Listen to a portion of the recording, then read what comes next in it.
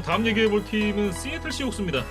지난 시즌에 10승 7패 기록을 하면서 지구 2위에 올랐습니다만 플레이오프에는 진출하지 못했었던 시애틀이었고 마이크 맥도날드 감독이 이제 지난 시즌에 처음 부임해서 개막 3연승으로 출발할 때까지만 하더라도 시애틀이 올해 사고를 칠 수도 있겠는데? 라는 생각을 좀 했었는데 결국 이제 이후에 좀 부진에 빠지면서 좀 어려움이 있었고 바이위크 이후에 이제 좋은 모습을 나름 보여주긴 했습니다만 결국은 램스에게 한 끗 차로 밀리면서 플레이오프 진출에 실패를 했습니다. 음, 그러다 보니까 올해는 좀 더 공격적인 변화들을 선택을 했던 것 같아요. 그래서 뭐 쿼터백이라던가 와이드 리시버를 뭐 위시한 이 오펜스 쪽에 좀 많은 변화들이 보이고 여러 가지 좀 변수가 많이 보이기 때문에 이번 시즌 전력 예측이 좀 어려운 팀 중에 하나다라는 좀 개인적인 소감이 있었습니다.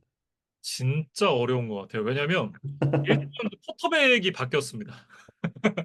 근데 그 샘 다놀드가 이제 표본이 많지 않잖아요. 음, 샘 다놀드가 지난 시즌에 이제 그 바이킹스에서 나름 좋은 모습을 보여주긴 했습니다만 시즌 후반에 또 부족한 모습도 함께 보여주면서 바이킹스의 선택을 받질 못했거든요.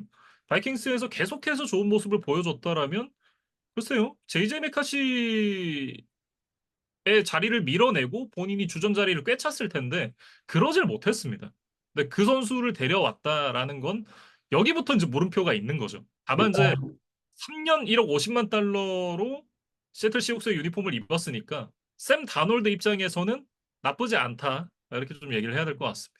당초 이제 다놀드의 2024 시즌 전 역할로 돌아가 보면 이제 신인 쿼터백 JJ 메카시를 뽑은 상황에서 어떤 브릿지 쿼터백 역할을 이제 요구를 받고 바이킹스에 입성을 했었던 다놀드였습니다. 근데 이제 하지만 시즌을 준비하는 과정에서 JJ 메카시가 시즌아웃 부상을 당하는 좀 예상치 못한 뭐 변수가 생겼고 어떻게 보면 이제 강제로 이제 풀타임 주전을 할 수밖에 없는 상황이었어요. 그래서 어, 다노드가 이걸 해낼 수 있을까에 대한 좀 걱정 어린 시선을 많이 받았는데, 의외로, 뭐, 제츠라던가 펜서스 시절에 보여주던 불안감이 사라진, 이제 우리가 드래프트 당시에 기대를 했었던 그 다노드의 모습이 나오면서, 굉장히 좋은 퍼포먼스를 시즌 내내 거의 보여줬었죠. 예, 그러면서 이제 커리어 하이 시즌을 만들어냈고, 기록으로 봐도 이전에 이제 3,000 패싱 야드, 19개 패싱 터치다운 정도가 이제 자신의 한 시즌 최고 기록이었던 이 다놀드가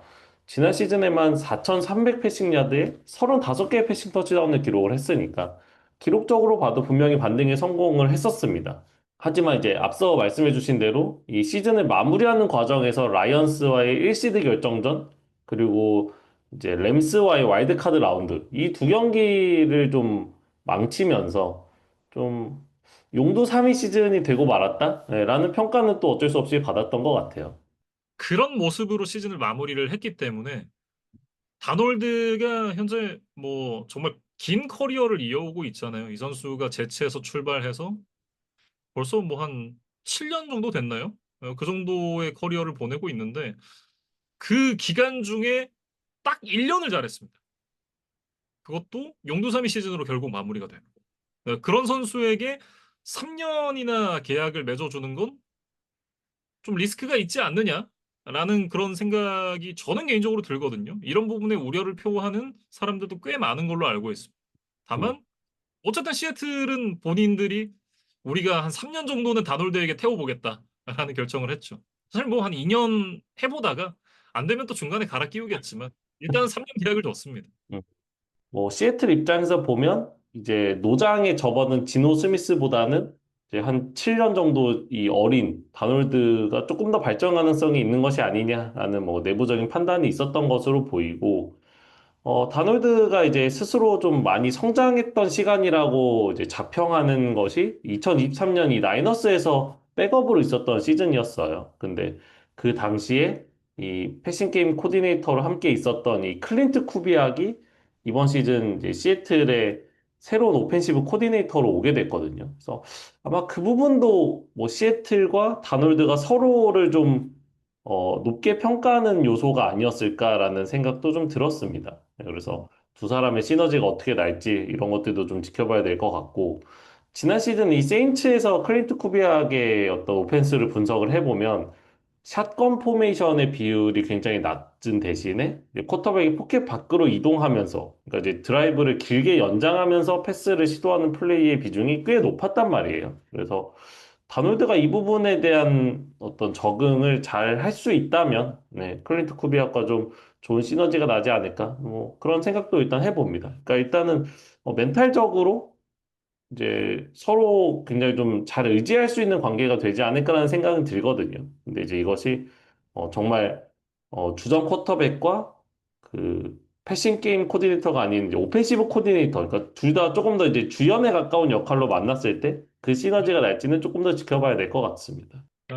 러닝백 쪽으로 좀 얘기를 넘어가 보죠. 케네스 워커와 이제 자크시아 모델 2인 체제가 올해도 유지가 될 예정입니다. 근데 케네스 워커가 올 시즌 끝나고 이제 FA가 되죠. 아직까지는 연장 계약은 체결하지 않았습니다. 사실 데뷔 시즌에 이제 첫 러싱 야드를 곧바로 넘겼기 때문에 케니스 워커가 굉장히 뭐 많은 뭐 기대와 뭐 극찬을 받으면서 리그에 이제 데뷔를 했었죠. 근데 이제 그 이후에는 좀 부상 때문에 이제 약간은 꺾인 뭐 그런 커리어가 좀 이어져 오고 있는 것 같아요. 그래서 지난 시즌 같은 경우에도 12경기 출전에 그쳤고 그 과정에서 분명히 퍼포먼스도 저하된 모습이 있었습니다. 근데 이 새로운 이제 오펜시브 코디네이터 클린트 쿠비악이 일단 러싱 공격의 비중을 높이는 것을 좀 선호하는 스타일이기 때문에 워커가 지난 시즌 같은 모습을 아직도 뭐 거기서 벗어나지 못한다면 이 시애틀 오펜스의 전체적인 폼 저하로 이어질 가능성도 있다. 예, 그런 걱정거리는 좀 있는 상황이에요.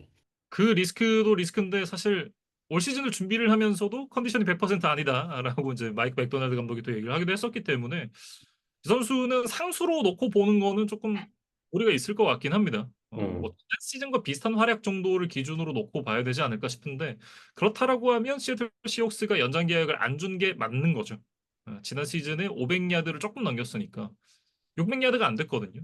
그런 부분을 생각을 해보면 이 선수에게 장기 계약을 주기는 좀 어렵다라는 판단이 들고 뭐 어쨌든 워커가 정상이 아닌 만큼 샤보넷이 좀 더 좋은 활약을 해줘야만 하는 시애틀입니다. 음. 그래서 샤보넷의 어떤 스냅 비중이 조금 더 늘어날 수도 있겠다라는 생각도 들고, 그다음 이제 그 뒤에 뭐 대기하고 있는 뭐 케니 맥킨토시라던가 데미언 마르티네즈라던가 이런 이제 넘버 3, 넘버 4 러닝백들의 모습도 필드에서 좀 심심치 않게 만날 수도 있다. 근데 이제 하지만 이 선수들의 비중이 늘어나는 건 시애틀 입장에서 그렇게 반가운 상황은 아니겠죠. 근데 그만큼 이제 케니스 워커의 좀 건강, 컨디션에 대한 이슈가 좀 있는 상황이다라는 점을 좀 말씀을 드리고 싶어요. 그리고 이제 리시버진 쪽에는 큰 변화가 있습니다. 최근 몇 년 동안 이제 시애틀의 리시버진을 얘기를 하면서 항상 빼놓지 않고 얘기를 해야 됐던 선수가 타일러 라켓 그리고 이제 디케이 메카프 이 두 명의 선수인데 이 두 선수가 모두 팀을 떠났습니다. 뭐 두 선수의 이제 이유는 좀 달랐던 것 같아요. 이제 뭐 한 명씩 좀 살펴보면 30대에 접어들면서 좀 에이징 커브를 겪고 있는 이제 타일러 라켓 같은 경우에는 지난 시즌에 이제 600 리시빙 야드에 두 개의 터치다운밖에 잡아내지를 못했어요. 그래서 당초 이제 장기간 이 팀의 프랜차이즈 리시버 역할을 해줬던 선수에서 이제는 좀 계약 그 받는 연봉 대비 좀 효율성이 떨어지는 계약에 묶여 있는 선수로 이제 입지가 좀 바뀌고 말았거든요. 그래서 결국 이제 이번 오프 시즌에 시애틀이 좀 비즈니스적인 선택을 했고 이 타일러 라켓을 방출을 하면서 1,700만 달러의 캡 스페이스를 아끼는 쪽으로 이제 의사결정을 했습니다. 네. 그리고 이제 로켓은 뭐 나중에 얘기하겠지만 방출 이후에 테네시 타이탄스와 1년 계약을 맺었고요. 어쨌든 로켓이 2015 시즌에 3라운드로 이제 시애틀에 영입이 됐죠. 그러면서 이제 지금 10년 동안 뛰면서 스티브 라젠트에 이어서 시애틀 프랜차이즈 사상 최다 리시빙 야드 그리고 최다 리시빙 터치다운 2위에 이름을 올렸습니다. 이게 이런 선수를 떠나보낸다라는 거 특히나 이제 기량 저하로 인해서 팀을 떠나게 된다라는 거는 이 팬들에게는 굉장히 좀 안타깝고 슬픈 소식이죠. 음. 그러니까 사실 시애틀이 이제 2013년, 2014년에 뭐 두 번의 슈퍼볼 진출, 그다음에 이제 한 번의 슈퍼볼 우승을 차지한 이후에 들어온 게 이 타일러 라켓이었어요. 그래서 이 10년 동안 결국 슈퍼볼에 가지는 못했지만 그래도 시애틀 팬들에게 꾸준히 이제 행복감을 주었던 뭐 그런 이제 프랜차이즈 선수였는데 이제 좀 세월의 무게를 좀 이기지 못하고 결국에 이제 팀과 좀 결별을 하게 됐고 이번 시즌 또 공교롭게도 이 테네시와 시애틀의 또 맞대결이 있습니다. 물론 이제 시애틀 구장에서 열리는 경기는 아니지만 12주 차에 또 시애틀과 테네시의 맞대결이 있기 때문에 타일러 로켓이 또 전 동료들을 이제 만나는 시간이 또 예정이 되어 있습니다. 그리고 이제 그 최근에 넘버원 리시버 역할을 했었던 DK 메카프도 이번 오프 시즌에 이제 피츠버그로 트레이드가 되면서 떠났죠. 6라운드 픽과 함께 묶어서 메칼프를 보내고 스텔러스로부터 이제 2라운드 픽과 7라운드 픽을 한 장씩 받았습니다. 이게 뭐 반대급부로 받아온 게 너무 약한 거 아니냐? 라는 생각이 개인적으로 좀 들기는 하는데 데뷔 후에 이제 6년 동안 평균 1000 리시빙 야드. 물론 이제 못 넘긴 시즌도 있긴 했습니다만 거의 뭐 1000야드에 근접한 활약은 매번 해줬었던 메카프의 어떤 꾸준한 모습을 고려를 하면 시애틀의 어떤 선택이 조금 이제 이해가 되지 않는 부분은 어느 정도 있긴 한데 이게 좀 비하인드를 살펴보면 어느 정도는 이해가 되긴 합니다. 현재 언론들을 통해서 나온 얘기를 좀 종합을 해보면 그 메칼프가 데뷔를 했던 시즌에 있었던 선수들이 있잖아요. 러셀 윌슨이라든지 피트 캐롤 감독 포함한 이제 코디네이터들, 코칭 스태프들 뭐 이런 선수들, 코칭 스태프들이 나가면서 팀의 케미스트리가 좀 깨졌다라고 좀 본인은 이제 느낀 것 같고 변화된 시애틀 안에서 이제 본인이 조금 소외된 것 같은 느낌을 받았다. 뭐 이런 얘기를 했었거든요. 그리고 이제 연장 계약을 논의를 하는 상황에서도 팀이 계속해서 이제 협상 시점을 뒤로 미루려고 하는 그런 이제 태도에도 좀 실망을 했다라는 얘기를 했고 결국 이제 그 언해피한 상태에서 시애틀 구단 역시도 우리가 길게 연장 계약을 주는 게 맞나라는 고민을 뭐 어느 정도는 했겠죠. 근데 사실 이거는 어느 정도 보면 시애틀 구단의 책임이 저는 조금 더 크다라고 생각을 하긴 합니다. 주전 쿼터백도 사실은 뭐 물음표가 많은 선수고, 그리고 그 전에 있었던 주전 쿼터백 역시도 물음표가 많은 선수였고, 물론 기대 이상의 퍼포먼스를 보여주긴 했습니다만, 팀을 캐리를 할 수 있는 쿼터백은 아니었잖아요. 그러니까 러셀 윌슨이 떠난 이후에 계속해서 좀 B급 쿼터백들과 함께 뛰었던 게 본인에게도 어느 정도 불만이었을 텐데, 그런 팀을 강화하려는 시도 자체가 잘 보이지 않다 보니까 메카프 역시도 우리 구단은 우승에 대한 의지가 없나? 라는 생각을 했을 법하다라는 그런 생각이 들어요. 근데 그런 상황에서 그러면 돈이라도 많이 받아야 되는데 연장 계약에 대한 어떤 그 미지근한 태도 이런 부분들이 메카프로서는 언해피할 수밖에 없는 상황인 거죠. 음. 그래서 이제 시애틀은 뭐 메칼프를 오래 더 데리고 있었을 수도 있겠지만 만약에 이제 FA가 되고 나면 뭐 드래프트 픽을 전혀 얻을 수 없는 그런 그냥 자유롭게 이제 풀어줘야 되는 상황이기 때문에 어쨌든 가치가 조금이라도 남아 있을 때 그냥 트레이드를 통해서 빠르게 메칼프를 정리를 하고 뭐 다른 이제 대체자나 뭐 드래프트 픽을 받아오는 이제 그런 선택을 한 것으로 보입니다. 그래서 메칼프도 좀 더 장기간 시애틀에서 뛰지 않을까라는 생각과는 달리 조금은 예상보다는 빠르게 이제 팀을 떠나게 됐고 어, 앞서 이제 타일러 로켓과 마찬가지로 2주 차에 또 피츠버그의 홈구장에서 피츠버그와 시애틀의 경기가 있어요. 그래서 메칼프도 올해 뭐 시애틀로 경기장으로 오지는 못하겠지만 또 빠르게 이제 전 동료들과의 한 번의 맞대결을 예정을 하고 있습니다. 그리고 이제 로켓과 맥칼프가 모두 떠난 시애틀 리시버진에서 이제 넘버원 역할은 지난 시즌에 유일하게 1000 리시빙 야드를 넘겼던 잭슨 스미스 은지그바가 해줘야겠죠. 거기다가 그 뒤를 바칠 두 명의 베테랑이 영입이 됐습니다. 그리고 지구 라이벌 램스에서 방출당한 쿠퍼컵 그리고 어, 지난 시즌 제 버팔로와 뉴올리언스에서 뛰었던 마르케스 발데스 캔틀링 선수를 영입을 했습니다. 쿠퍼컵에게 3년 4,500만 달러, 마르케스 발데스 캔틀링에게는 1년 400만 달러 계약을 안겨주고 데리고 왔습니다. 음. 역시 눈에 띄는 건 이제 쿠퍼컵의 이름이죠.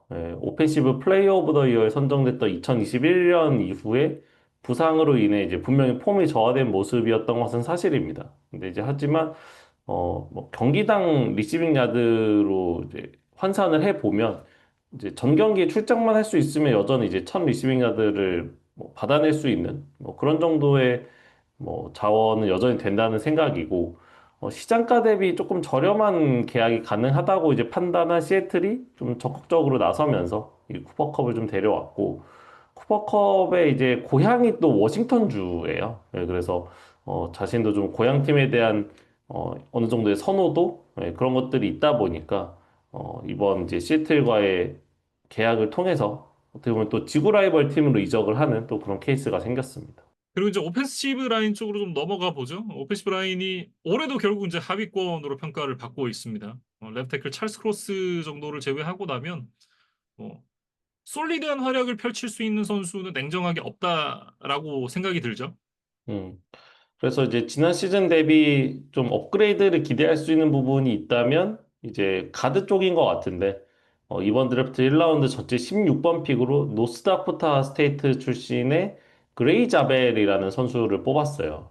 그러니까 이 노스다코타 스테이트 대학이 이제 뭐 이부 리그격이라고 봐야겠죠. FBS가 아니라 FCS 레벨의 학교이기 때문에 굳이 이부 리그 선수를 뭐 1라운드에 뽑을 필요가 있나? 라는 생각을 하실 수도 있겠지만 이 선수가 뭐 능력이 떨어져서 뭐 전학 제한을 받지 못한 게 아니라 일단 노스다코타에서 좋은 모습을 보여줬고 상위권 학교들의 또 어떤 제한이 있었음에도 불구하고 그것들 다 거절하고 자신의 이제 첫 번째 학교에서 계속해서 헌신하는 이런 모습을 또 보여줬거든요. 그래서 이런 부분도 오히려 또 좀 높은 점수를 받았던 것 같고 시니어볼 무대 같은 이제 상위권 대학 선수들과 함께 뛰는 이제 그런 경기에서도 뭐 자신의 존재감을 잘 보여주다 보니까 팀들도 이 선수를 뭐 충분히 1라운드에 뽑힐 만한 자원이다 이렇게 좀 판단을 한 것 같아요. 네. 일단은 뭐 로열티에서 많은 구단들이 높은 점수를 줬겠죠. 거기다 이제 뛰어난 운동 능력, 민첩성, 파워 이런 기본적인 툴이 좋다라는 평가에 이 선수가 풋볼 IQ가 되게 좋다라는 그런 평가도 받고 있습니다. 그러면서 오펜시브 라인 모든 자리를 다 뛸 수 있다라는 그런 이제 어떤 다재다능함까지도 갖고 있는 선수인데 이 선수가 이제 뭐 그런 강점이 있지만 뭐 팔길이나 이런 부분들에서 좀 단점이 있어서 프로 무대에 왔을 때는 태클보다는 이제 인테리어에서 뛰는 게 더 맞는 자리일 것 같다라는 그런 평가들이 있었거든요. 그래서 시애틀도 일단은 이제 레프트 가드로 이 선수를 선발 출장시킬 계획이라 그래요. 음. 그렇게 본다면 이제 레프트 태클, 레프트 가드까지는 그래도 좀 뭐 기대감을 가질 만한 뭐 자리들이라면 반면 이제 센터나 라이트 가드, 라이트 태클, 이제 중앙부터 오른쪽까지는 큰 변화는 보이지 않거든요. 그래서 뭐 선수 개개인의 뭐 폼을 끌어올리고 뭐 각성을 하는 거에 좀 기댈 수밖에 없는 지금의 이제 상황이라고 봐야 될 것 같은데 글쎄요, 뭐 쉽지는 않아 보입니다. 수비 쪽으로 좀 넘어가 보면 지난 시즌에 마이크 맥도날드 감독이 부임을 하면서 전반적으로 이제 지표 쪽에서는 많은 상승이 이루어졌죠. 그러면서 올해는 큰 변화를 주진 않았습니다. 그럼에도 굉장히 흥미로운 영입이 하나 있는데 달러스 카우보이스의 스타 플레이어 출신 디마커스 로렌스를 3년 4,200만 달러 계약을 주고 데리고 왔어요.